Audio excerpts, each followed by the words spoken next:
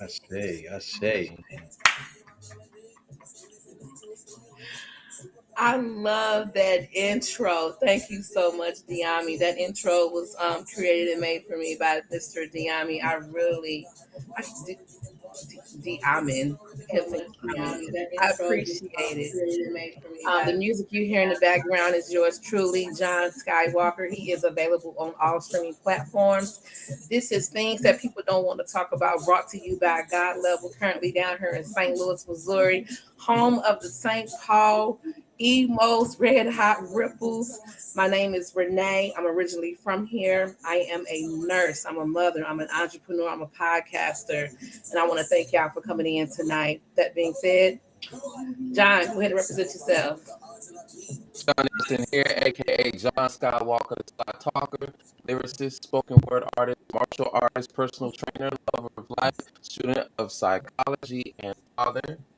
Yo, I have three hip hop albums available on all streaming platforms. Go ahead and cop that, y'all. Look for John Skywalker on your favorite streaming platform device. Salute. King Newborn, you want to go ahead and represent yourself? Peace, peace, peace. You can follow me at Newborn Everything on all social media platforms. This is King Newborn coming at you live. And once again, as always, I am. I say. Sabah Diamond, you want to go ahead and represent yourself? Welcome, Itiam Itip, beloveds. I am Saba Diamen. I am the facilitator and instructor for the 9-month multi-level course of Meeting of the Masters, where it's a course about leading to self-mastery, our own knowledge and self-mastery, bringing out the master within ourselves, as well as a Saba and practitioner at Karaj Unity Center of African Spiritual Science. I'm also the initiate from Osiris Set, an Osirian initiate, and of course, holder of multiple degrees in the fields of psychology, physiology, exercise science, and so forth, and also electronic engineering. And so, father of four, grandfather of one. Now I'm here among my new beautiful family. Thank you for having me. Thank you for joining, for being a part. We really appreciate it. I know my brothers was gleaming. They was like, yeah, And that's get him, mutual. get him. We want him on the show. And I'm like, okay. Yes, And here you are. Today's topic, hey, Joanna, good evening, King. Don't be just speaking to him. Don't forget about us other three. Miss Joanna Smith. Yeah, I had to call her out on that one. I'm sorry. John, don't look like that. Tonight's topic is obesity. Last week we talked about hypertension. The week before we talked about diabetes. These three topics is what plagues our community really badly. So we're just going to shed a light, just have a conversation. If you have any thoughts concerning anything, please feel free to go ahead and hit that chat line, 832 is it 6188? Oh Lord, I should know this by heart, as many times as I've said it. Let's see, hold on one second. Yeah, 832-318-6966. King Newborn, can you go ahead and post that number? And we're going to go ahead and get started. Thank you so much. Obesity is a complex disease involving an excess amount of body fat. It is not just a cosmetic concern, it is a medical problem that increases the risk of other diseases such as heart problems, let me back up. That increase the risk of other diseases such as of heart disease, diabetes, hypertension, and certain cancers.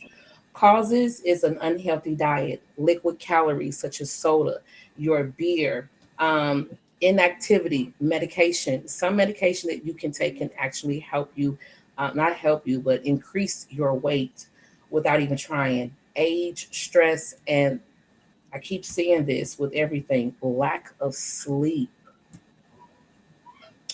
Treatment, change your diet, exercise, bring down your stress level, stay away from beer. All in a nutshell, there it is. Anybody want to add anything to that? Because I just basically Yeah, gave the yeah. You, problem as a yeah, solution. you gave a quick summary. You gave a quick summary. I gave a quick summary. I Yeah. did. It is horrible. I'm thicker than a Snickers. Hmm. Hmm. I could use a little activity, working out, some walking. So, Don't and with that, we want the audience members to know that today's discussion is about raising awareness, yes, and acquiring some understanding, and even just for yourselves, if you're experiencing this, developing some self compassion, some self understanding, right? We're not intent on shaming anyone for their body type or their lifestyle choices. We're here to ask questions. We're here to answer them. We're here to share information, share wisdom. Um, we're here to encourage people uh, who are affected by obesity to make some lifestyle changes, and commit to them, right? Because it really is a commitment. It's an investment in your health. It's an investment in yourself. It's a commitment to yourself. Um, and you don't even have to be personally affected by obesity, right? You may know a family member or a friend who lives with it, and you recognize how it impacts their quality of life, and so you develop some compassion for them. But understand that no one can force you to change your lifestyle or commit to health. No one can force that upon you. That is a personal decision, personal commitment. The right, motivation for change um, has to be personal. It has to be somewhat intrinsic. Although in the scope of fitness, extrinsic motivation is good to initiate, right? There might be some external motivators like, okay, you're trying to fit into this bathing suit, or it might be a competition. But in order to maintain this lifestyle, in order to maintain this condition, it has to be intrinsically motivated. It has to come from within. Um, I highly advise that. Um, I highly advise empowerment when it comes to this type of stuff. You're not trying to entice anybody, trying to seduce anybody, you're not trying to persuade anybody to lose weight or to make a lifestyle change.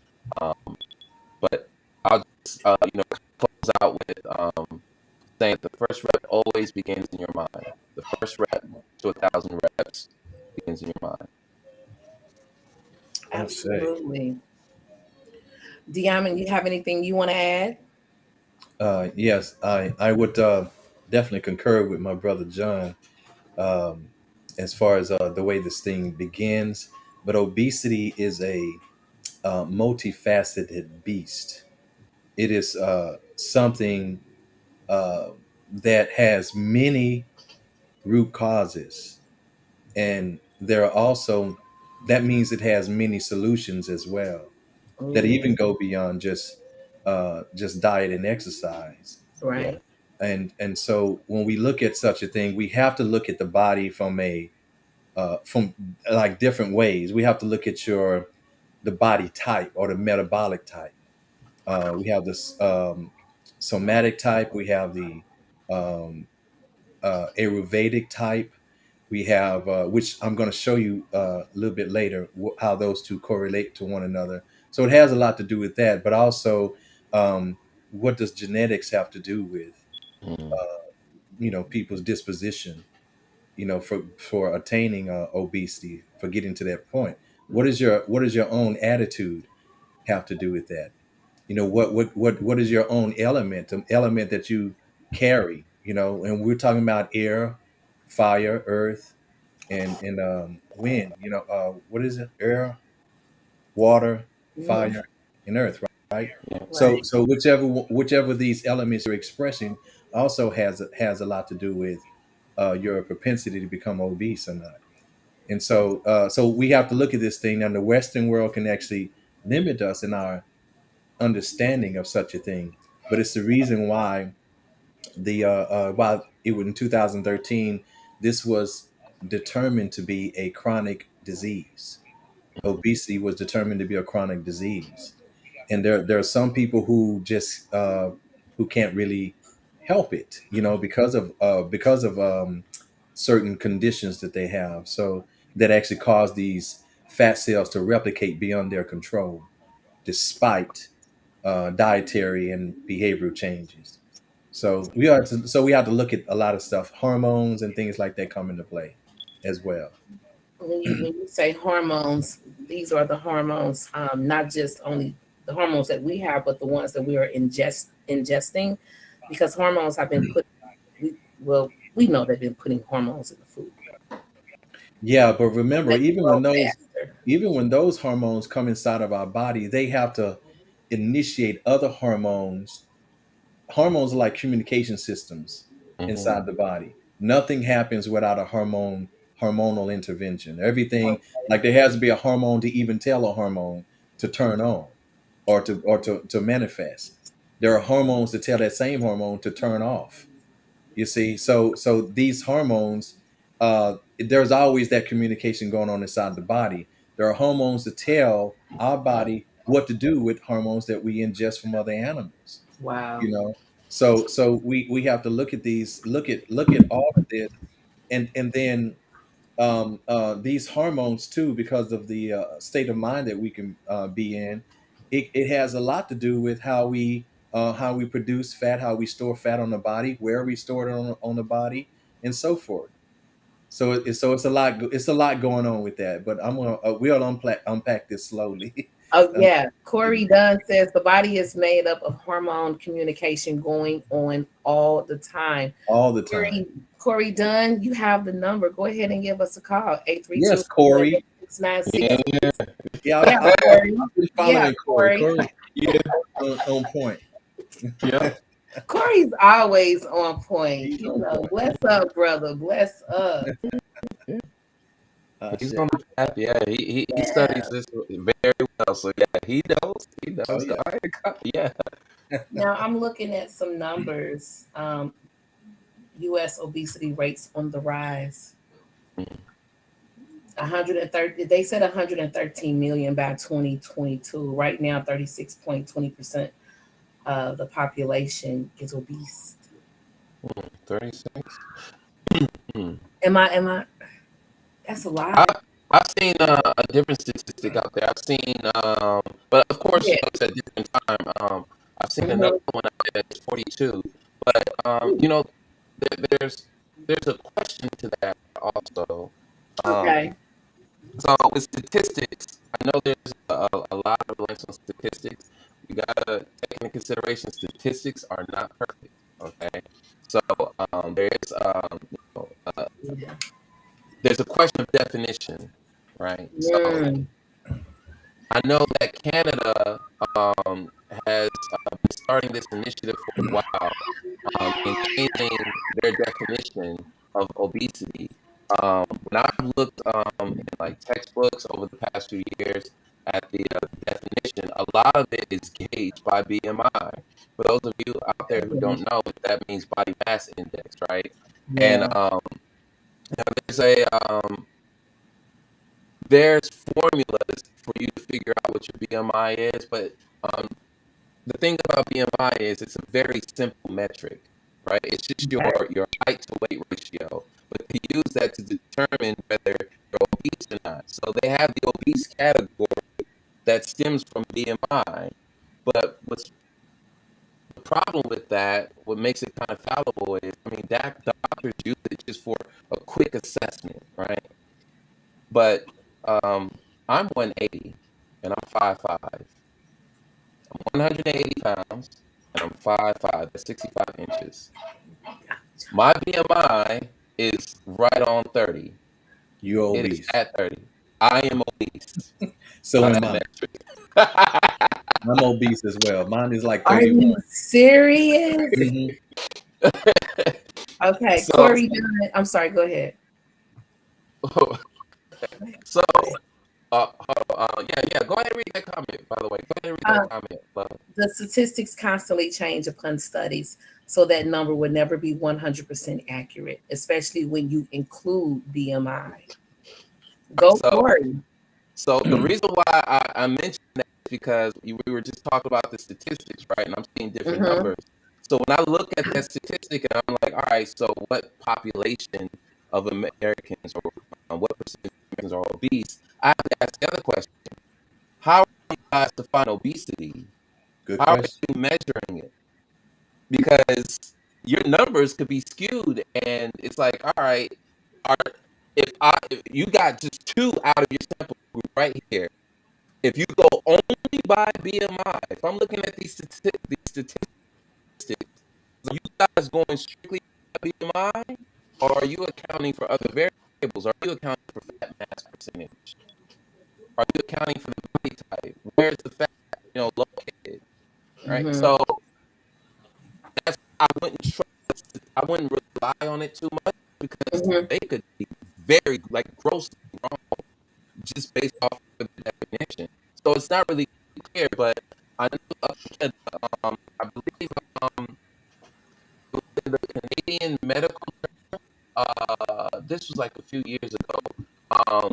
They're saying that obesity should be defined by a patient's overall health and not just by their weight, because that's how America is right now. We pretty much define it according to your weight or height, right? Canadian officials were basically saying that you should redefine it as a complex disease in which there's excess or abnormal amounts of fat impairing the health.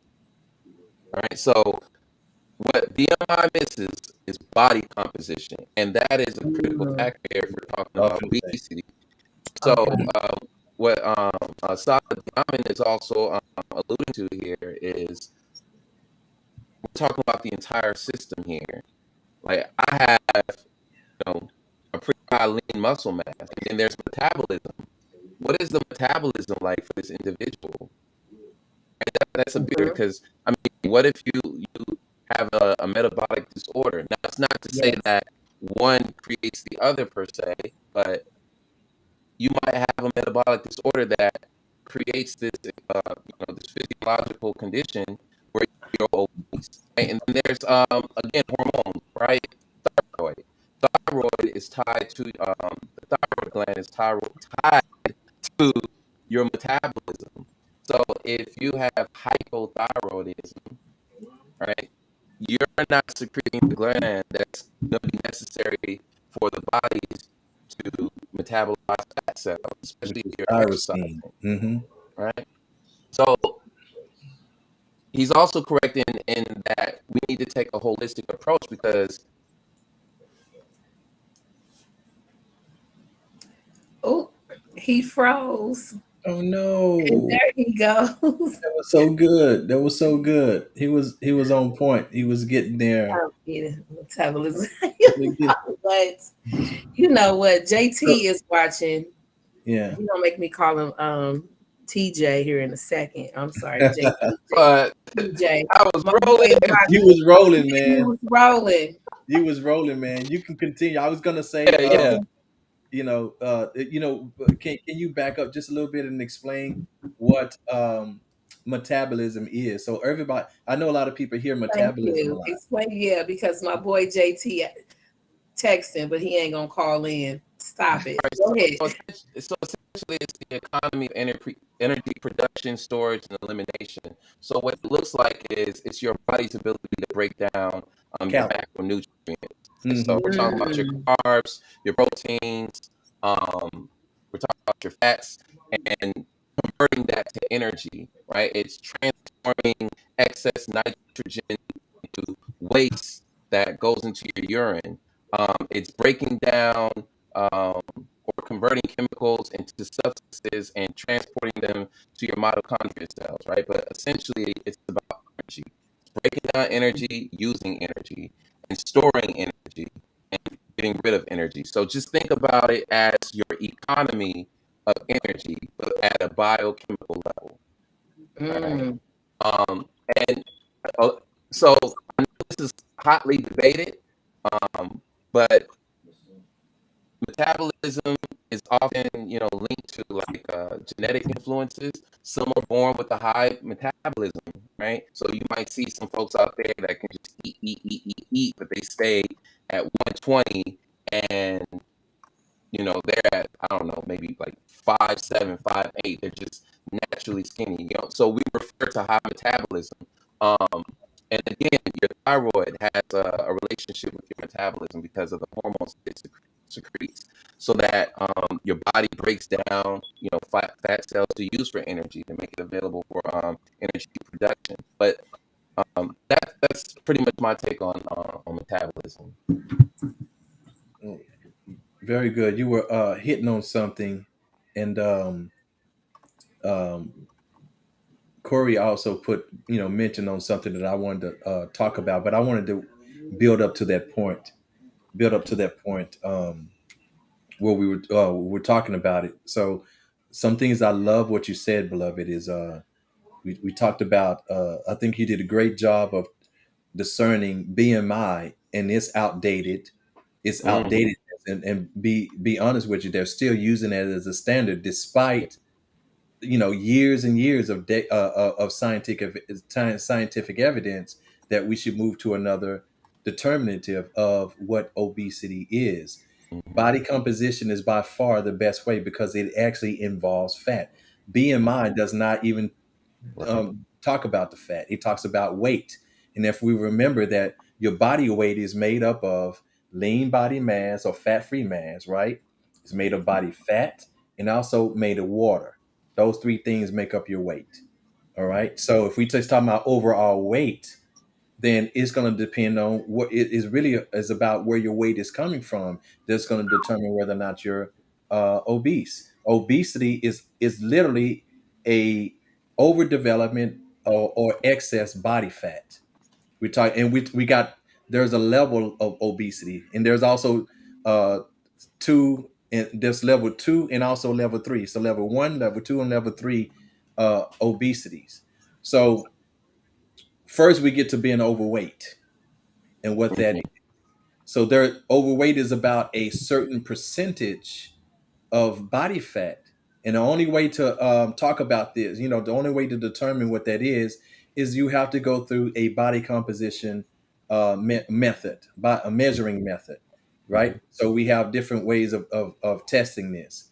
With calipers, one of the simplest and easiest, but also has an error margin between Mm-hmm. a plus or minus 9% error margin. That's going to be determined by the how well the expert who's ever using the calipers, they actually have to have some great skills. And even if they're best skills, the calipers won't give you exactly what it is that you need, to know about that. So it's going to have a little error in there. So then you got the standard though is hydrostatic weighing, Mm-hmm. where they submerge you in water, and the buoyancy is going to displace, the body fat displaces water and stuff like that, and then they can actually tell what percentage of body fat you have on you, as far as that. So that's the standard. But one method that I use is a with a ultrasound device. I use an ultrasound wand, Oh. and that actually sees, just like an ultrasound device that you use to tell, to look at the health of a baby that's still in the womb. I use an ultrasound wand that actually can see from the skin all the way down to the bone. So we can actually determine how much fat is in between there. And we do about, on average, about anywhere from 4 to 7 sites. So we can get an accurate amount. So that to me is the most portable. It's the standard for portable type of measuring. And in fact, I was trying to see if I can't remember where I put it. Uh, I know I had it somewhere. Mm. Oh, I can't find it. Anyway, I wanted to show you guys what I was talking about, but I have to find out where I put it. Um, so anyway, so this device actually can actually see the actual fat. It separates the fat from the muscle from the water, and also from the bone itself. And we have other like so bioimpedance analysis. So that's what you will find like on those scales that you can stand on that can read your body Yeah. fat, and those devices that you hold in your hand, those are BIA fat testing methods. They have their drawbacks. Um, so Okay. the thing about those particular ones is that you have to prepare 24 hours in advance. If you don't, um, so you cannot work out 24 hours in advance. So you have to rest the body and you have to be well hydrated by the time you take the BIA test. And if not, it's going to give you an error. And Mm, then on top of that, if you're on a scale, it sends an electrical signal up your legs, but that's not going to give you. So it's only doing a portion of it. The best one I've seen are the ones that you put the tabs on your body in different places that can actually read those. So if you're gonna do BIA, that's the most accurate or the most precise form of BIA testing that you can get. The ones where they put the tabs on you. You know. Um, Mhm. Secondly, there is a scale where you stand on and hold on to something as well. That so it goes both ways, but that still has a at least a 3% plus or minus 3% error margin. So what are we really looking for when we do this? What we're looking for is a separation or something that tells us how much body fat do we really have. So anytime we talk about losing weight, that's literally what we're talking about. Even without saying fat, we're saying we want to lose body fat. yeah. That's what we want to do, right? We're Right. trying to see how fat we truly are. We just forget we don't want to say that word because of the negative connotation on it, but we're Yeah. to see how fat we I, really I mean, I are. can say it because I'm thicker than a cold bowl of oatmeal, so I can say it. Thicker That. than the Snicker. That's all good. But the thing about it is that then what percentage of body fat and when we're talking about percentage, so when we look at your overall body weight, what percentage of that body weight comes from fat? So that's what we're talking about body fat percentage. What percentage? So basically, when we get for ladies, and it literally it's on a sliding scale because it allows you as you get older, they allow you to have more fat on your body, right? So yeah, Mm, absolutely, King. Um, okay. so we get as we get older, we're allowed to have a little bit more body fat. Okay, the percentage can change, can stay the same, but the but you can move. Just let's just say if you're a woman and you're at 30% body fat, that's going to put you in an overweight category. And but if you were a young woman, but as you get older and you stay at 30% body fat and you're 70 years old, you're no longer in that overweight category. You Mhm. see, for that age, you're actually and they because what it does is compensating for a metabolic decline, which happens after 30 years old. The metabolic rate starts to decrease about 10%. You know, J Love said that your metabolism goes down, slows down as you get older. it She said it slows was down. easier for her to lose weight in her 20s, and now that she's in her late 30s, it's becoming a little, it's not as attainable. Yeah, No, yeah, and go ahead. that's because the body is still actually developing until for the first 30 years of life. The body is still developing. So that's why. So you got this extra metabolic activity that's going on because the body is still developing. You don't stop developing in your teens. You stop developing at age 30, after age 30. Mm, And okay. that so you have to spend that time while you youthful and vigorant and things like that and climb that mountain peak, make it high. You know what I'm saying? Get all the way up there, build up a nice high proficient metabolic rate. So that way after 30, you so high on that peak, it takes longer to come down. So then you can be healthy a lot longer, But for those who have been um sedentary in their younger years, It I'm gonna matters. answer that too. It Um, matters. I'm gonna answer that It too. matters. Um, Go but ahead. it's not official, but I'm gonna answer that.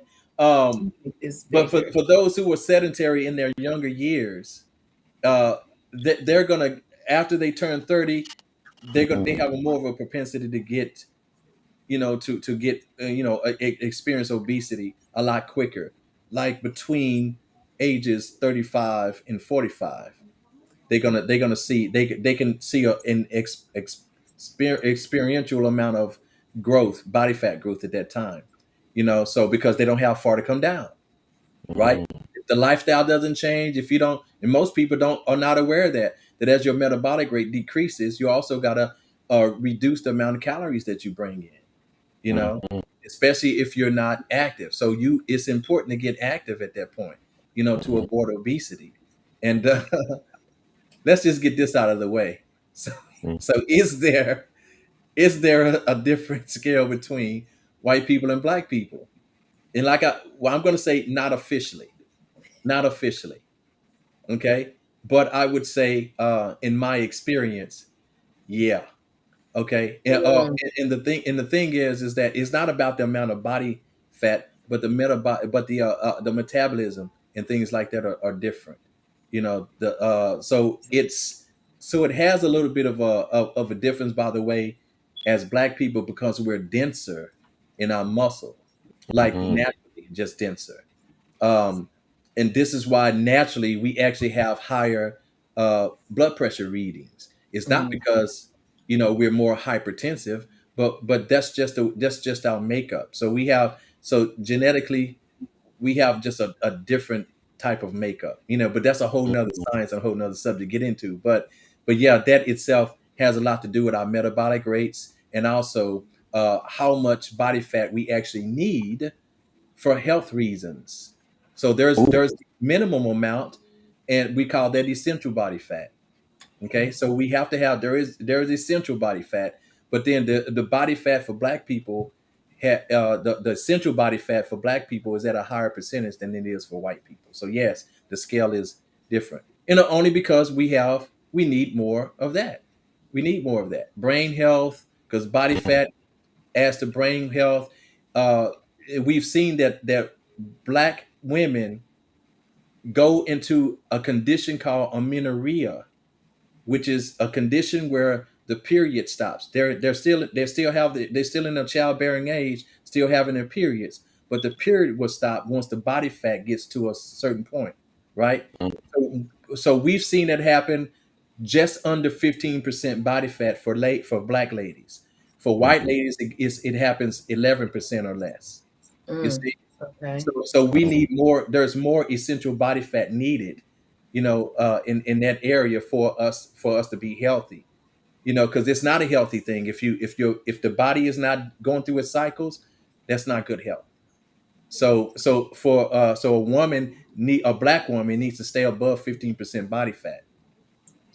A white woman can stay above 11%. So she can be thinner. That's why we have that. They ain't as thick as we are. It's just how it is. you know. Okay. But this is again stuff they don't want to talk about.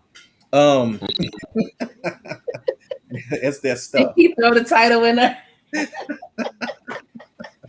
Yeah, He threw the title in there. That was beautiful. But yeah. absolutely. So Um, yeah. So go ahead. I just wanted to preface that. Just wanted to make sure we understand BMI, body composition, and the importance of what we're looking all right. Thank you. at. Corey Dunn says, as we get older, we don't move around as much as we did as children.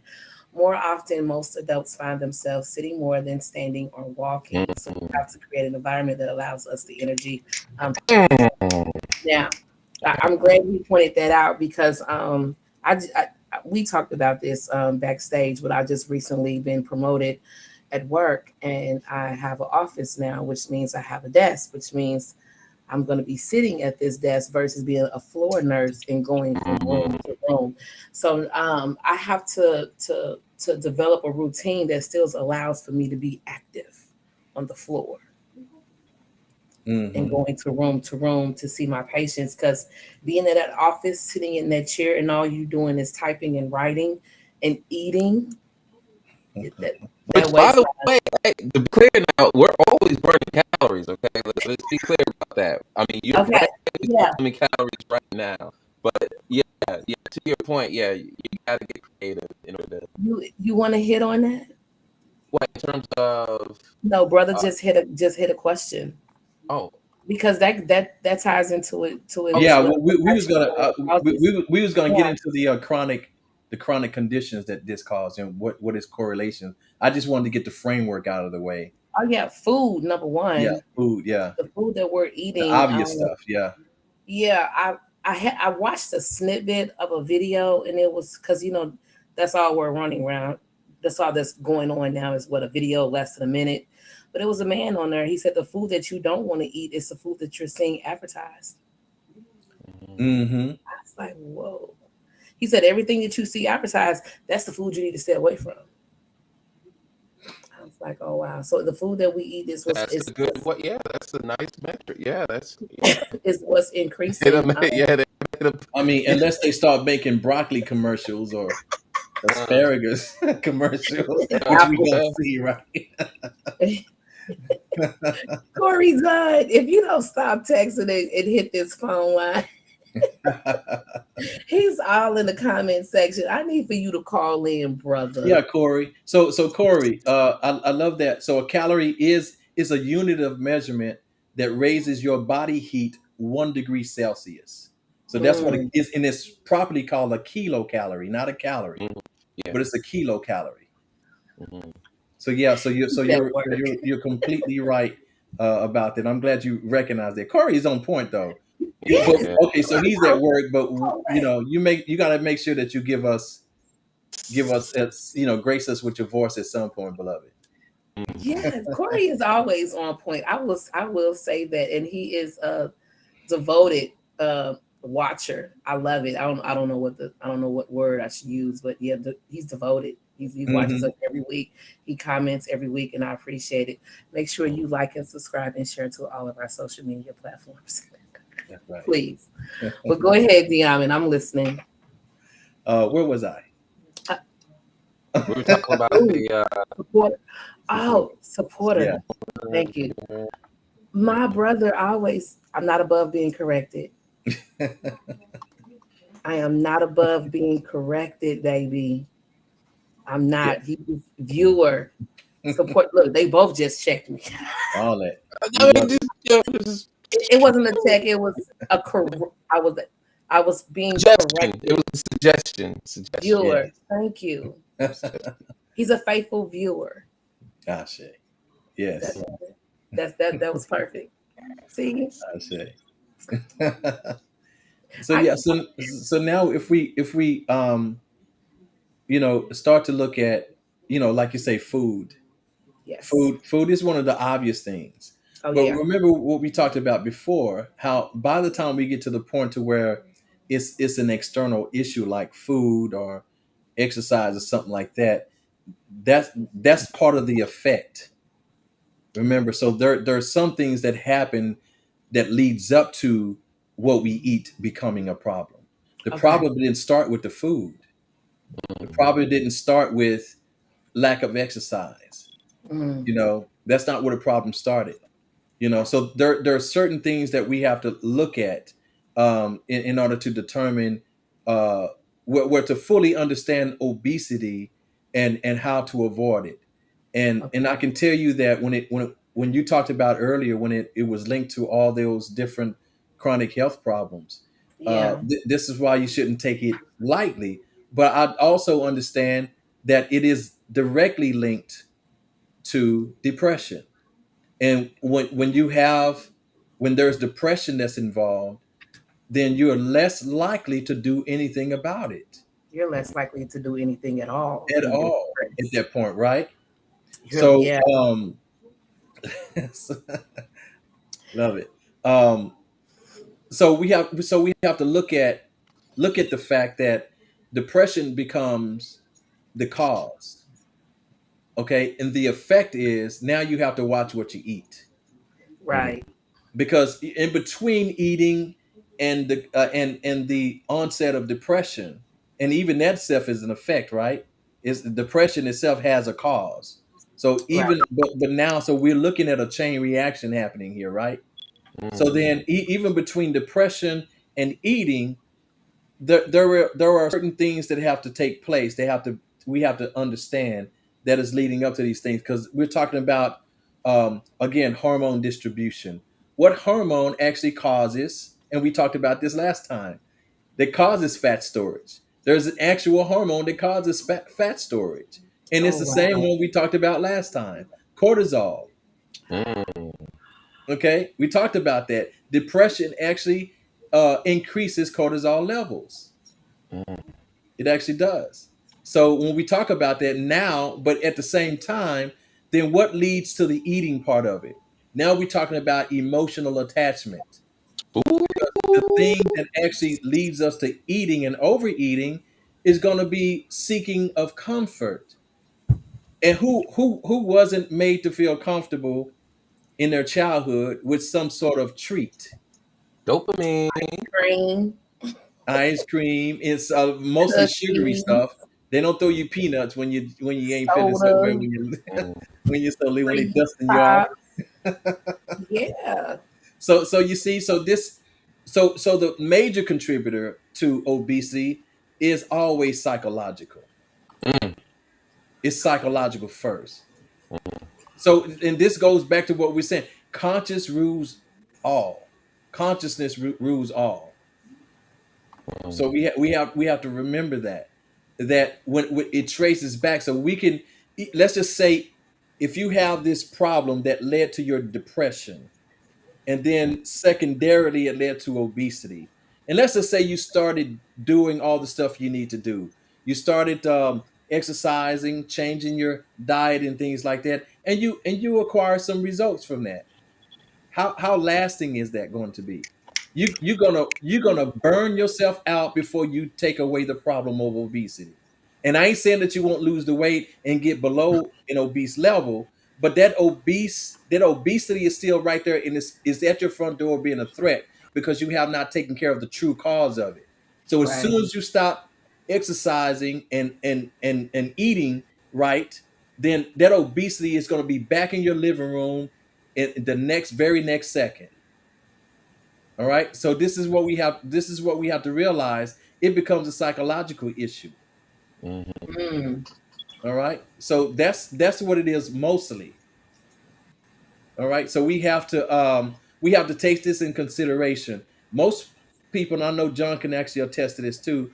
Um, most people that I've dealt with concerning obesity that I've trained, and there was some, the successes were hit and miss. Dang it, John dropped off again. He'll be back. We're gonna have to put in for him some good internet or something over there. He's got a storm coming through It's where a he's at. storm. It's a Oh, storm okay. coming through where he's at right now. Yeah, Okay. he's got a storm coming through. All right. It's okay, John. We All right. still love you, brother. Yes, I'm talking to this stuff. So yeah. Yeah, but you can attest to this though, John. So when we're dealing with clients that are dealing with obesity, they want to get down, they want to lose weight, and so forth. The They want to lose hardest their thing is to get them weight. to adhere to a program. That's always the hardest thing, is to get them to adhere to the program. Because if they did it, then we know they would get some results. But the hardest thing is to get through those mental blocks. So we know that they're in a state of depression at that point, and because of that, only in the session are they doing something. It's not like people see us 5 days, Ooh. right? that, Corey is that, that could be expensive. woo. That could be Corey. expensive. I think the most I've had only a couple clients see me 5 days a week in my career. Mm. Mhm. But mostly we say on the average about 3 times a week. Yep. Yep. About 3 times a week on average. But Mhm. that's 3 hours out of the entire week that they're moving. Yep. Okay, only three John hours. John Go said ahead. something earlier this week. He said 1 hour is what 4% of your day. 1 hour is 4%. Yep. It's It, 4%. 4% of mhm. your day, of your 24 hours. Of your waking. Are we talking about your? Oh, Your you talking wake about your of your 24 hours. entire day? Yeah. Yeah. Oh, Hmm. yeah. And 4%. 4%. Whew. And Corey Dunn over here just dropping them, man. The hardest is commitment. It is. Yeah. You Hardest know, is commitment. I've started and stopped, started and stopped, started. John Mm. will tell you we've been friends for 5 years. Man, yep. I Yep. started and stopped. Once I get started, it seemed like once I come up on that 3 month mark, something happens and I fall flat. Mm-hmm. Once Mm. I hit 3 months, and when I'm dedicated, I'm dedicated. But when I stop, I fall off the wagon with no intentions on getting back up. Workout, probably I'll miss a whole week, then go the next one day, and then stop for 2 weeks. The commitment part is hard for me. I'm not gonna Yes. lie. Hmm. When I'm going though. There are some things that we can Woo. do to deal with that commitment issue. Mm-hmm. Uh, number one on something like that is just like anything else. You never go at it alone. Okay, that's Oh, you don't go oh, at it alone. And I I'm not never. talking about Hmm. just with your professional, not just with your trainer, but a Okay. good trainer will also set you up a support system outside of himself. You know, I always talk to family members, household members, friends, and involve them in on it as well. You know, so Okay. because that's been key. I've garnered more success this way because at this time it is more likely becoming a lifestyle Mm-hmm. rather than something you're just doing for a set amount of time. It Right. needs to transfer into a lifestyle. So, So then Lifelong too. mhm, you Lifelong would lifestyle. then you would need to change your approach. You would it wouldn't be a diet, it would be a lifestyle change. that's right. A diet is something that people do. Oh, I need to go on a diet real quick to lose 10 or 20 pounds for a particular date. But a lifestyle change is meaning that you're going to start shopping for healthier foods. You're not going to be eating out as much. You're going to get that hour in starting off 2 to 3 days a week. Slowly build yourself up to it. So yeah, you're going to be making conscious decisions all the time when you approach it as a lifestyle change Hmm. versus diet. It'll be conscious at first, and Yeah, the machinery. Because once you set everything in place, your programming, how you shop, how you eat, right. when you sleep, Yes. right? How you manage. Once you set those are systems that you're setting in place, hence your lifestyle. So after that, it's autopilot after that. Yeah. Hmm. But every now and then you might have to be conscious about because you might discover. Let's just say, for example, if you were shopping for a particular brand of I don't know broccoli, you and then you found out that they modified it or something, or you were eating this Like particular. Green Giant, Oh, what? like Green Giant. Oh yeah. Don't be eating that So Green Giant stuff, please. so the idea is, yeah, you want it to be somewhat automatic, but you also want to Yeah. be mindful, right? So every now Absolutely. and then in anything in life. Every now and then, if it's the machine in operation, you want to kind of revisit and be like, okay, let me make sure everything's good, everything's Mm, still healthy for me. Let me verify because something might have changed, and I'm just trusting and not questioning. I'm not yeah. validating. I'm not verifying. Hey, is this workout actually do what it's supposed to do for me? Right. Right? Because your body will Working. become adjusted and you will need to change up your routine. Mm-hmm, mm-hmm. Yeah. And oh, Yeah, how, that's what we're getting into. Yeah, how are we this gonna part how are is we gonna flow that in there? Because you know that I mean I could take the lead on that one. That could have yeah. been With this is all part of that because when we talk about the issue of the mental part, remember when we talking about attachment to certain foods for comfort reasons, and we talk about the depression, we talk about all that stuff. That's all the part, the mental part of it all, right? And so, yeah, but also in what you were just saying, Queen. I'm sorry, Goddess, if I can call you that. Um, thank you. Yes, the indeed. uh, the thing is that what we have to realize is that even to do what you were just talking about, Hmm. uh, that's still the mentality of it all is developing a whole new relationship with food. A whole so Yes. you have to now redirect your comfort, find comfort in the natural holistic foods rather than the sugary ones that actually lead to obesity and things like that. Right. So that's the other mentality of it. And that's easier said than done. That's the same process as a drug addict would have to go through. Oof. Do you understand that? We're talking about AA, okay, or Right. NN, nutritional anonymous, or Right. whatever they want to call it. Oh, okay, okay. Yeah, I see what he did there. Yeah, Oh, but How but this the- but this is what we're talking about. And then see there they have a whole support system. You know, mm, they have a whole support system. So Yes, they do. this is the magnitude of what that takes. Because what you're Mm, overcoming is a mental issue, not yeah. a food problem. It's a mental problem.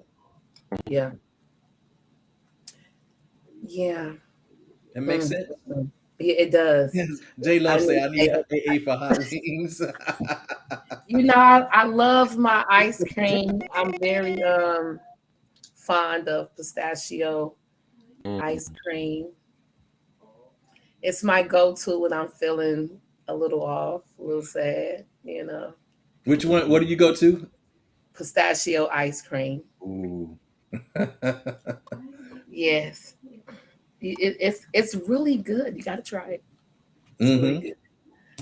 Okay.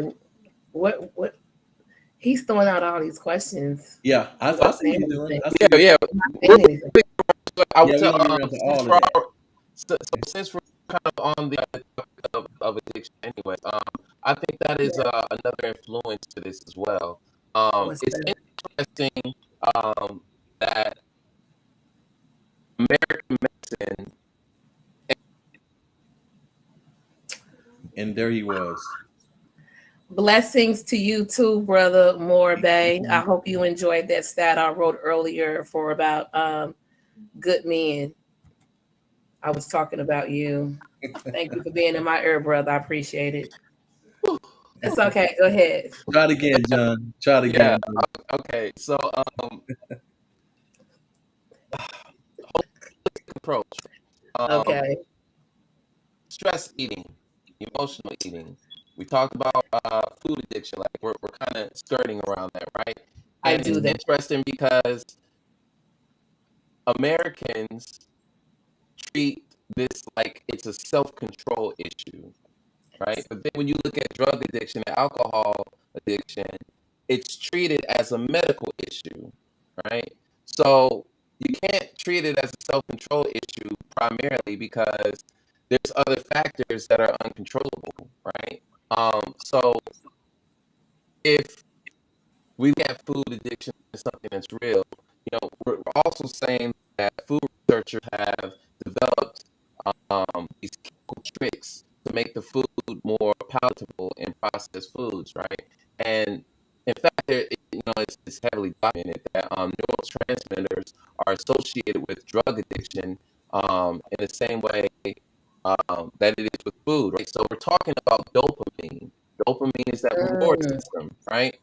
So, and Sabah Diamond had mentioned this before that our emotions are biochemical processes in the brain and the body, right? So not only have our brains been hijacked, I guess you could say, by the food industry, right? But we have gut bacteria that influence our eatings and our eating behaviors. Now, I want to make a distinction here. Cravings are not the same thing as hunger. mm, Cravings are not the same thing as hunger. Hmm. When you're hungry, you will almost eat anything, right? When you're craving something, that is not about hunger, right? mm. A lot Right. of the times, there's gut bacteria, and it just depends on your gut microbiome. There are collections of gut microbes that are communicating to your brain and telling you what it wants. It's hijacking your brain. There's several studies out there that point to the gut being the second brain, right? They Mm. talk about Yes. how, yeah, instincts and all that, right? But I've seen some research papers out there saying that gut microbes tend to manipulate our eating behaviors in ways that promote their fitness and their survival, right? Right. And even our gut microbiome can influence our mood as well, right? There tends to be like diverse populations of gut microbes that compete for nutrients that we consume, right? And of course, some of these gut microbes are like instrumental to our digestive process, right? But we can imagine that a lack of gut flora implies less competition, right? And it may have a larger influence on your brain, including your mood, right? So I want to clarify something here also. Food addiction is not an official diagnostic in the DSM-5. You're not gonna open it up and find food addiction in there. Um, Hmm. Mm. but Thank but we're really talking about binge eating behaviors, cravings, and a lack of control that's on food. So again, like I was saying, cravings and hunger. Um, there's eating until eating until you're unnecessarily stuffed, right? I'm with So this. the stomach or the intestines typically signals to the brain satiety. But for individuals with food addiction, there could be a dysfunction there. Um, then there's the eating. It's like you're eating more than what you intended to eat. Now, I heard this saying going around, anything in moderation. But there's just some things you shouldn't have at all, right? You couldn't tell a recovering alcoholic everything in moderation, including Right. alcohol. So if you can't tell that to them or a drug addict, could you tell that to a food addict? No, you can't do that, right? Then there's the feeling guilty after eating too much, or when you're eating something unhealthy, right? There's making up excuses for your indulgences. There's breaking your own rules. You develop these rules around eating, right, to kind of protect yourself. And then there's hiding junk food from other people. So you got the cookies in your drawer in your nightstand. You got the chips under your pillow or whatever, right? You're hiding food, right? But as Sabadiana was saying, these are psychologically based, and we operate according to our habits and our thought patterns. And if you are not conscious changing these thought patterns, they're going to run you, right? Um, I'm going to pinch that off right there, but I was really trying to open that up so that we could talk more about the mental aspect, because it's not just purely physiological. What are your Mm. eating behaviors and what influences those eating behaviors? It really is sort of like a therapy session. In the beginning, Sabadian was saying that it's more of a holistic approach. There has to be like a mental health aspect of this as well, just as much as there's um, a dietary, nutritional, fitness aspect. Sleep hygiene and stress management. It's multidimensional. So yeah, there is a mental health element to this. Absolutely. And John, maybe you can concur with this. I feel like when I train athletes, I'm actually training athletes. There's a training aspect to it. I can go hard on the training with them. But when it comes to the mundane folks, when it comes to weight loss and stuff like that, I'm more a coach them. It's more of a coaching than a training, because you're leading them to a healthier mindset. You're coaching them to a healthier mindset. Then you got to be very strategic. And what I do in my methods is I have them focus on one behavioral change every 30 days. So Mhm. just no matter how minute it may seem, but it makes a big impact on how they are from one month to the next, and don't overwhelm them. So it could be first stop sitting down, you know, uh, right, all day long. That could be a behavior change. Even before you work on diet and stuff like that, it could be just to try to get them to move a little bit more. So Food. increase energy output, energy expenditure, you Mhm. know. So that itself, that you can see results just from that itself, even without them changing how much food they're bringing in. You know, so then so then eventually, then we begin to start to work on the food, because that's always going to be the hard part. But to getting them into the program this way, that it secures adherence. It secures that. So then one behavior change at a time. That way, it's not overwhelming for them, and it's Yeah. not too hard right up front. They don't quit, because I can tell you, people will come that first week and won't come back. Hmm. Even if they drop Yeah. thousands of dollars, they will not come back. Don't Yeah. go too hard.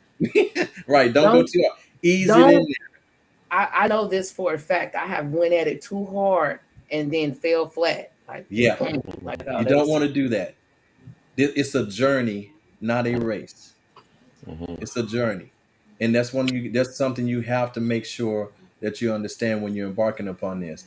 And again, when we're talking about and we're talking to still, even if you're dealing with obesity, you're still a healthy person, meaning that you can change some things just by changing some behaviors. mm, Hmm. Okay. Now there are some people who are not that healthy, who no matter what they do, they cannot change. They can't affect their thing in that kind of way. Now, and it has a lot to do with genetics, uh, hormone irregulation, and that has a lot to do too with the environment. Sometimes we don't see where it's coming from. There are actually, when we're dealing with genetically modified organisms in our food. When we're dealing with chemicals and things like that in our food. I know yeah. I know people who are going hard on the keto diet, and still Hmm. can't lose the weight. Yeah. Okay, wait a minute. I don't know what that is. I've Huh? seen it. I've heard it. Huh? I've heard Really? people talk about it. Keto. So Just keto is, I just figured it was another fad. well, it kind of is, but there was a time when, to get into ketogenesis, you had to be guided by a doctor. That was only under the supervision of a physician. But Okay. now it has become a fad. Then we had the Atkins diet. I remember when that Mm. first came out, and I was really into training just athletes at that time. And so one thing in athletic training, we were big on making sure they're getting in their carbohydrates, because athletes Mm, they chew up calories like nothing, right? So they're right. moving through a lot. Look at Michael Phelps. Remember his diet, his caloric intake requirement was about 10,000 calories a day. You have to understand that's much. Yes. I That's remember that. five Yes. times the average person. Okay, because of his level of training, because of the energy Yeah. that he expended all day, and that's just Michael Phelps. We ain't talking about these guys on the football field training 8 hours a day, or also on the basketball court. These high cardiovascular demanding type of sports. So they have to get in their carbohydrates, in order to facilitate their energy expenditure. The body at that level have to be able to access energy quickly Yeah. and turn it over. So Yeah. get those carbohydrates, quickly turn them into adenosine triphosphate inside the mitochondria in each cell. So it needs to be able to turn it over really, really quick, and they can only do that with carbohydrates. Anything else, it won't be able to. So when this Atkins diet came out, and there's the very first part of the Atkins diet is called the induction or fat induction phase. It's about a 2-week process, 14 days, to where you minimize carbohydrates. You're only taking in only about 20 grams of carbohydrates total per day, which is low from like of 300 grams. You're taking it all the way down to only 20 grams a day. The average person takes in about 260 grams of carbohydrates a day, right? So on this particular thing, you're taking in only that much, but you're eating your share of fat and protein. So now what you're doing is changing your body's energy system. So we got energy Mm. from carbohydrates, we got energy that comes from protein, energy that comes from fat. We do not want our energy coming from protein. That leads to muscle. What was the word? Help me out here. Hypertrophy? Atrophy. Thank you. Muscle Muscle. atrophy. Yeah, because your muscles are made of amino acids, protein. So Facts. Okay. if your body doesn't have anything else available, It's it's gonna going to go. start eating up at your muscles, right? Mm-hmm. And so the thing is that we don't want that, because if you're eating up amino acids, then you're going to compromise your immune system, because all your antibodies are made of amino acids. Those are proteins. Your hormones are made of proteins. You know, so the only thing you can do to start utilizing stored fat is to turn your body into a fat burning machine. So start train it to utilize fat for energy. So this is what the keto diet does. So they take in a great amount of fat. Now with the Atkins diet, it's just an increase in fat and protein, but he really did it just by decreasing the amount of carbohydrates you take in. Not that you have to take in any more fat or protein, just decrease the carbohydrates and make up the rest of your calories in fat and protein, right? And it was very effective. I've seen people lose weight quickly, get into ketogenesis, and they're burning. So they measure it by ketones, because when your body starts to burn fat, then it produces ketones. So there's a measuring. You can get a keto measuring device. Go to your pharmacy, get those keto sticks. You pee on them, and the darker purple they are, the more ketones you're producing. All right. So the pad can go from white to all the way dark purple. So that's one of the things that you want to do when you're testing this, to make sure you're burning fat. But the thing about it is that with the keto diet, and minus the Atkins induction diet, but the keto diet promoted unhealthy fat intake. Now, most of the people who started that stuff 2 to 3 or 4 years ago, a lot of them have high cholesterol problems. So there's other things that come into play, because there's more than just saturated fat. You don't take in a lot of saturated fat. He was promoting butter. He was promoting bacon fat. What do you call it? Fried cheese. Dude, don't do that. Please don't do that. All right. There are other ways that you can get this in and be very effective. Okay.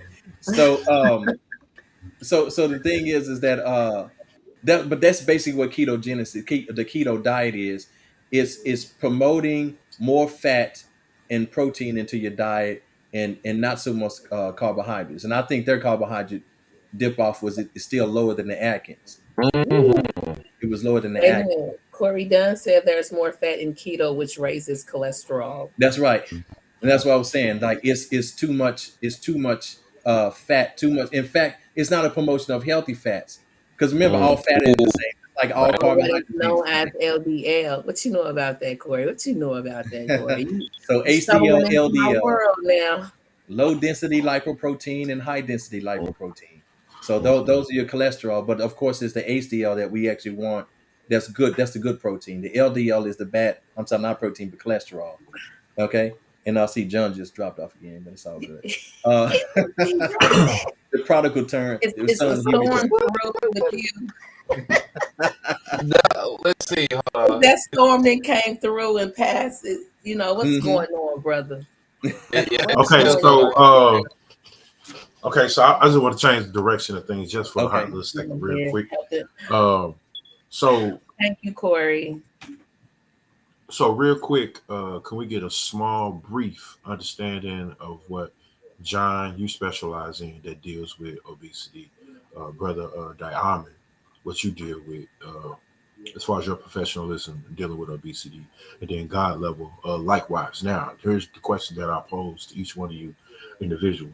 Can you please point out through your expertise and your wisdom the mental health downside of this when you go from one day seeing yourself look like this, and then all of a sudden you appear obese, and this before you go to the doctor. You're seeing your physical change so dramatic you don't recognize yourself, and a spiral downfall from there. Mm. The mental health aspect of it. I mean, well, first off, John is a certified personal trainer, NASM certified, and I'm trying to adorn the coaching aspect of it. And I'm in full agreement with Saba Diamen when he was saying, the coaching aspect for those um, who are not athletes. That's pretty much what I deal with. I deal with normal individuals who deal with obesity. A lot of the times when people come to me about their fitness goals and their fitness problems, the majority of them are seeking to lose weight, but they're coming at different stages of their life. Some are coming to me when they've gone to the doctor and the doctor is saying, you have to make a change. You have to turn it around. Those are the ones that are like, they're highly motivated, but they just don't know what to do. And then you have those who have been, they're in their early 30s and they just like, man, I had a couple of kids, or I just woke up and I just realized I'm here. And however, there's something to consider in that. It's almost as if they've been asleep for the past 7 or 8 years because it's gradual, right? It's gradual. So it's not that they actually woke up, walked in the mirror, and said, "Oh, I'm heavy."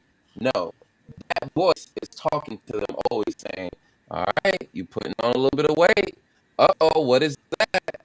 And you're just, you're ignoring that voice. Like, I'll get to it later. There's so many different things that are happening. That self-talk is very difficult to pinpoint because it's different for everyone. Sometimes it's you hear the voice, you ignore it, or you hear the voice and you feed into it, but then you have a feeling about that voice.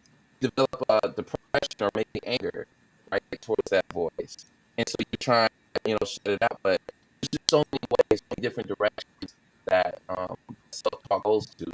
But I just want to clarify, it's not that this year you were slim, and by the end of the year you're like this, and it's like, what happened? No, you were there for the whole thing. It's just that you kept procrastinating and pushing it off. Or when you try to do something, because some people do try, right? They're like, you know what, I'm going to get out here and do it. What ends up happening is the commitment, the discipline is lacking. There's no structure. They don't know what they're doing. So they'll get started for like maybe a few weeks or so, and then life will hit them in the face, or they'll just say, you know what, man, this is too much. I'm going to come back to it later. So you get those clients too. It's not one particular way. It's not just you woke up and you arrived at this. In some semblance, they were asleep, and you get a wake up call. It's usually something pretty traumatic, or somebody who you trust coming to you and letting you know, all right, you need to do something, and it needs to happen immediately. And you're like, okay. So that's my spell. I say. I say. Can you restate the question also, King? Yeah. Yeah, basically, I'm asking you from each one of your fields of expertise, if you can break down that and then explain the mental side of things, how people can downward spiral when they go from looking like, I feel like, hey, I'm doing good, even though I sneak a cookie in here and there, or last week I did do 2 steaks, but I didn't do no exercise as well. But then when I actually see myself fully in the mirror, it's like a culture shock.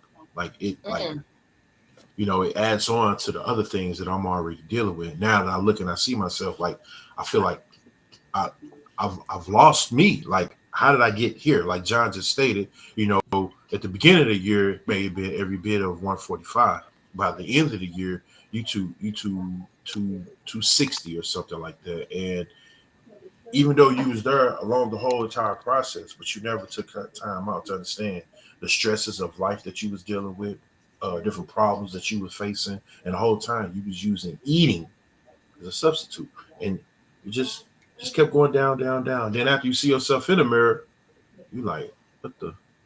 And you just go down further from that, So that's what I'm asking. I'm asking from a mental side of things, how these things come about. And John, I greatly, greatly, greatly appreciate that. That was a very good breakdown, bro. I appreciate that. Okay. You want me to take this? Okay. Well, it's for both of y'all. So, Okay, John already okay. went. set up. He really played a role. By the time you said from a professional standpoint, as a nurse, the patients that I take care of, as far as the mental standpoint, by the time they get to me, they're just trying to make it day by day. Mm. That we're talking about 70, 80, 90 years old. They're just trying to make it day by day.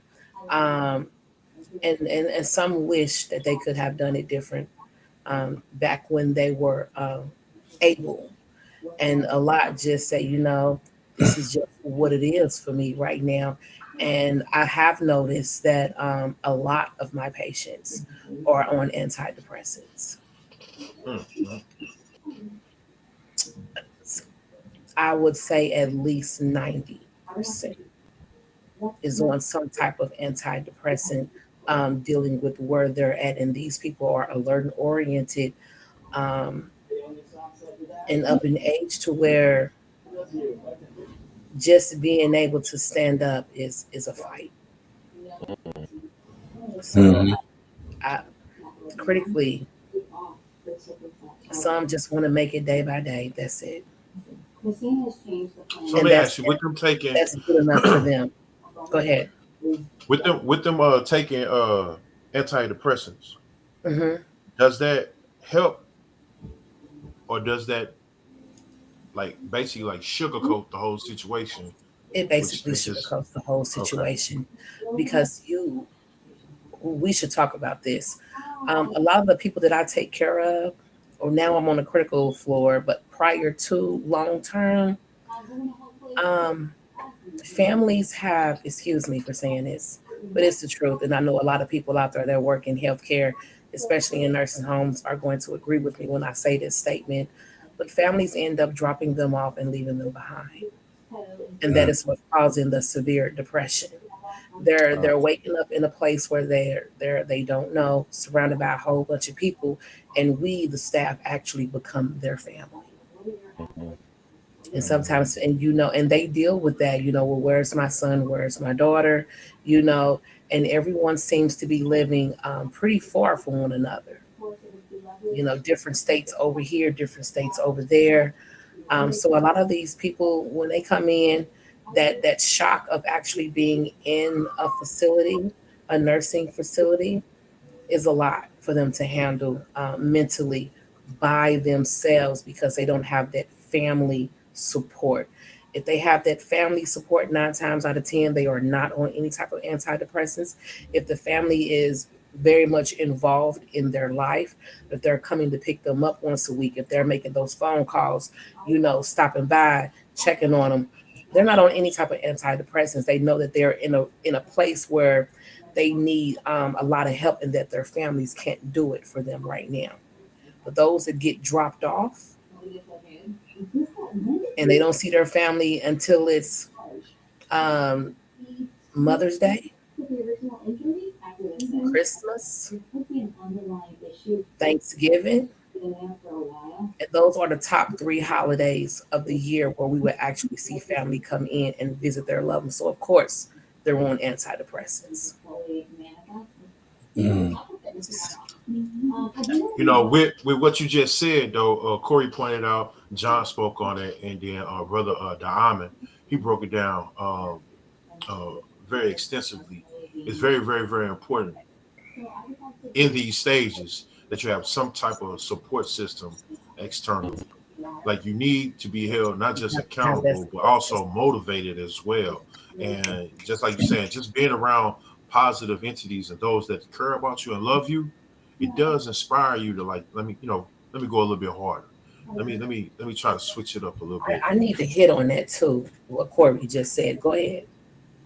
On which one? Corey then left about Oh, seven of them. I need the last two. yeah, The last two, I stated earlier. Rain Some gems. people, Yep. yeah, it's raining gems. Some people eat based on emotions. I am guilty of that.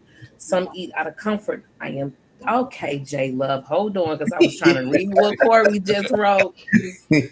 Some eat with the mindset that it will take away their pain. I'm for one that does that. Thinks back to what I've said about sugar being more addicted than heroin. I came home and ate me a thing of ice cream yesterday. So yeah, usually most people with these mental blocks don't realize they have a problem until they've gotten far down the rabbit hole. Yeah, we don't. Notice how I said we, because I'm very transparent about what goes on with me. My brothers know, and I appreciate that where I'm at right now, I have a stronger support system than I did when I was in Houston. And I appreciate you all for that. I love you all for that. Thank you. Go ahead. Go ahead. Go ahead. Oh, I mean, left is brother Diamond, but before that, J Love said, "You can do all things through Christ Jesus that gives you strength. Fall in love with fitness. Research healthy foods and how they your body and health. Well, I guess healthy foods and how it affects your bodies and your health. Become obsessed with yourself. Yourself. Before I started my journey, I bought a body mirror and 300 pounds. Oh, okay, I Yeah, understand. yeah, yeah, Respect, yeah, respect. yeah. Today I'm 203. That is beautiful. That is beautiful. That is beautiful. Big time. Congratulations. Oh, Congratulations. girl. Yeah, that's motivation. Find your Right motivation You in weigh, there. that, Yes, you weigh it less is. than me. man. What? Down to 203. Yeah. I ain't telling Find your nobody how much I weigh. I Find your ain't telling. motivation, then turn it into consistent discipline. There Support you will go. come along the way, but it starts within you. No pills, No no pills, surgery, no all surgery. natural weight loss. Go, Salute, girl. Queen. Salute, salute, Salute, salute. honey. Yeah, Salute. that's all That's peace. that That is a Congratulations. love. beautiful story. That's a Man, Congratulations. beautiful story. Yeah, beautiful. that's a You beautiful just story. encouraged, if someone is watching this show right now and they read that comment, baby, you just encouraged them. I Mm, say. I'm Yeah, that's inspired. peace. That's peace. I got to That's find me a peace. park tomorrow. I am inspired. Thank you, girl. I say. Yes. Well, I'm Diamin, of course, and being in this profession for nearly 30 years as a degreed exercise physiologist, neuro, and also an orthomolecular nutritionist, and certified by the three major agencies: the American Council on Exercise, the National Academy of Sports Medicine, the American College of Sports Medicine, as well as the National Federation for Personal Trainers. So I've had certifications in all of those. Stuck with the American College of Sports Medicine because they went a little bit deeper. They set the standard. So I got all the way up to a advanced level trainer and clinical nutritionist in that school of thought. And so I still read the journal, American Journal on Exercise and health and things like that. I'm always looking at medical journals. I am a fan. I'm a big fan of the human body. Mm, Big fan of it. It is. I can't find anything in creation that rivals it. The human body is much different than that of even the animal bodies, because we go through a different chemical process. I don't know if y'all have ever smelt a dead human body versus a dead animal body. The human body will send you running. Okay, it'll send you running, and it's because of all the different chemicals that are involved yeah. there in it. And we are much more complex than any other animal on the planet. And so the thing about it is the processes that goes on within the human body cannot be matched with any technological advances. We can only try to mimic portions of it. All right. Um, Welcome back, John. Um, so I'm gonna pick on you. You going in and out. Um, but but to Well, answer so, King's question, because it was a good question, is when you see yourself, you start doing things, then you see yourself in the mirror, there's this big realization, and your response is you keep going down, down, down, down in response to what you see. You don't like what you see, and so you get drawn deeper and deeper into a depressive state. You yeah. know, look, I'm gonna have to play off our title here, our subtitle, things that people Okay. don't want to talk about. Let's talk about this. Let's talk about this. You have to use your ability to choose and choose differently. Yes. You have to choose differently. You're not going to be able, and this literally comes from, first of all, the making a choice of, well, any kind of choice takes an agreement with yourself. So if you haven't made an agreement with yourself, then Mm. that itself is going to deter you off that.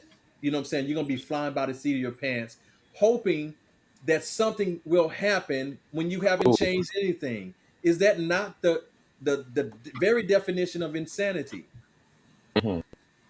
Okay, it's insanity to think that things will change when you haven't done anything to change them.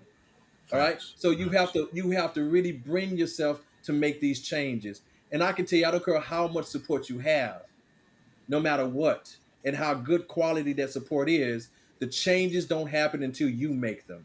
Mhm. Period. They're not Bars. going to happen until you make them. You know, Facts. so let's just get that out of the way. Ain't none of this gonna fall in your lap. You still got work to do. And if you ain't doing the work, you ain't gonna get the results. Yep. That's just Bars. that's Oh, bottom That's true. That it's is that true. simple. That's that's that bottom simple. line. There, my brother sent me a video today with Steve Harvey, and he said a statement: "Fear don't stop death; it stops life. Don't be afraid. Go for That's it." right. Mm. Bars. You know, I love it. my Bars. brother been on it all I love week. it. Bars. Mm, I'm just So gonna these leave are it. things we must realize, because what ends up happening is, and this is part of the plight of the ego. A lot of Mm. people, a lot of people try to seek, they become a victim of themselves. So now the ego is identified as a victim, even in its own. So now it's Oh. easy to sit out here and talk about, what the masses is promoting to you, and so you still got a choice. You still got a choice. Facts. Absolutely. And I'm Facts. saying you need to exercise your God given right to choose, and choose Mhm. properly Mm. according to your Mm. own health. Mm. Nobody else is responsible for your health but you, Mm. period. So I don't care if people put, banana pudding in front of your face. And I said that because that's my vice. But put that in front of your face. I'm glad that's why I'm glad I'm not in the South anymore. I think I finally had some banana pudding a few weeks ago, but it's been the first I've had in 10 years. But Whoa. Oh, yeah, because I had to get out of the South where it's Bro. so abundant. It's abundant. I can go to anybody's house and banana pudding's in the refrigerator. Can't have ooh. that happen. Mm. But finally somebody made some, and I partook. Okay, I partook. But the thing about it is, you can make the choice not to do that based on what you know is good for yourself, what's healthy and what's not healthy. Exercise your right, your own divine right Mhm. to choose. And I know, in order to choose, you have to be able to exercise and express your superpower, which is free will. You have Mm. to be able to do that. That means acting without the influence of emotion. Because when you do, now your choice is going to go the other way. Mm. All right. Mm. You understand? So no matter what, emotional choices are never ever a good thing. Never a good thing. All right. So you gotta stay out of that light. Empower yourself always.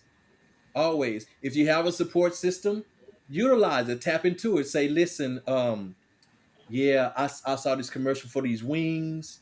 They kind of calling me because my credit card is full right now. I can actually go and purchase some, and they deliver. Talk me out of it. No matter what, that's still a choice. You Yeah. can still Yeah. choose to be talked out of it. Put yourself in position to be talked out of it. Reach out for that help. That's still a choice you're making. So no matter what. So at the end of the day, you orchestrate your own reality. Everything that is happening to you is based on your choices and your mindset and what you know about yourself. Exercise your rights to be in power always. Mhm. All right. So I say. I say. I say. this is the only antidote to mental illness that leads to these kind of things. The only antidote. So these are the things that I have to do. You really have to go drill sergeant on some folks, Yeah. and let them know, listen, I I'm not may here. need I may I'm not need here that to, type to, of to help. powder you. I'm here to get you out of this mess. And I know the only way Facts. I'm gonna have to just tell you just raw truth. Those things you don't want to hear. That's what we're gonna have to talk about. Okay. So anyway, Facts. I'll leave it at that, and so we can just move on. But thank you. That's a very good question there, King. Appreciate it. Appreciate it. Right. Thank you, John. Thank you, Absolutely. Doctor. I'm finna say Doctor. Thank you for Diamond. Thank you for God Level. God Level, you had something you want to say real quick before we switch it over to Um, John? yes, I wrote a post earlier because there's a myth floating around that good men do not exist. Uh-oh. And I'm here Uh-oh. to tell you that they do. I have some damn good brothers in my corner, and I appreciate and love you all. Starting with my brother, King Newborn. Me and him used to bump heads left and right. I Mhm. have nothing but love and respect for him.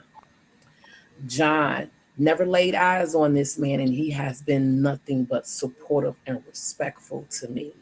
Diamond, he is new to this group, yet he lets me know if there is anything I need, he is there. That's right. I've had men in my ear all week speaking nothing but life into me. I'm not going to mention your name. I just want you to know that I appreciate you all. Good men do exist. I got several in my corner, Mm.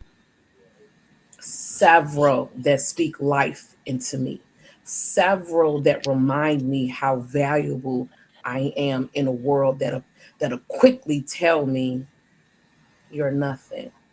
But I got them in my ear. You are something, Queen, Goddess, Renee, God level. I just wanted to take that moment just to say thank you. And thank you, beloved. Thank you. Ah, with that being said, John, you want to take it away? There's something that I'm looking for. I'm looking for compassion. Compassion is calm. Compassion is strong. I'm passing it on like it's genetic. I'm sympathetic to your suffering so I can help. Before I gave you, I learned to give it to myself. It's essential for my health. Good-hearted is hardly good. To care about something or someone I never felt, that's superficial. Sometimes that's how we use it, though, as an excuse for how compassion gets staged like musicals. Am I delusional? I see you like a respirating, breathing through. I'm treating you with critical care, serving you this glass of optimism that's clear enough for you to see it through, and enough for me and you. When you're trying to thirst and your humor is dry, it means about Smith, Tyrese, and Kanye crying from hurt. Everyone's laughing at a joke that I don't get called compassion. But don't get it confused. Empathy makes you feel, but compassion makes you move. It's a sound, a profound thing. Prayer said that compassion is an action word without boundaries. It's a necessity, a fashion, and ability. Sometimes treats it as a luxury. Analyze the state of humanity. Kind of crazy. Teenagers deal with depression. We call them like the single black mothers raising daughters in the 80s who Yeah. have to choose between school and keeping the baby of a father who was molested as a child. Kill the hate with compassion, bury it with a smile. May my words of affirmation you can you cry at your own way because I beautifully speak like to your death. My best wish is to kiss life from Sade with the lipstick, spot your cheek and hits it to wake you, not sedate you because a love tap hits different. Compassion is a prayer in the flesh. It's multiracial, yet it's suppressed. Love me to life. Don't to death. If I'm drowning in the sea of regrets or breathing underwater in an ocean full of, I just hope that your compassion takes the form of a lifeguard. Yes, yes. I love gifting people stuff, but exercise my heart by lifting people up. Come on, man. First come awareness, then compassion. I learned to be patient, be less reactive, and more understanding, and more upstanding. Thinking out the box to be more outstanding. Mm, mm, mm. Put yourself in your shoes. We wear different sizes though. The blind ain't leading the blind. Nah, my eyes are goes. Understand what it means to be sightless. As you take me to the place that you describe with your words, see, I found epiphanies through my empathy. Mm. Break dance so well, it don't miss a beat. Mm, mm, mm. Chucky to ever be broke. Heart eyes see clear to ever lose hope. It's still clearly on my paper. Land I'm spiritually wealthy. I'm compassionate. All Mm, right. mm, mm. Baby, you did that. John Skywalker, he's available on all streaming platforms. Go download him now, All please. right. Ashe. And as Ashe. always, this is As God always. level.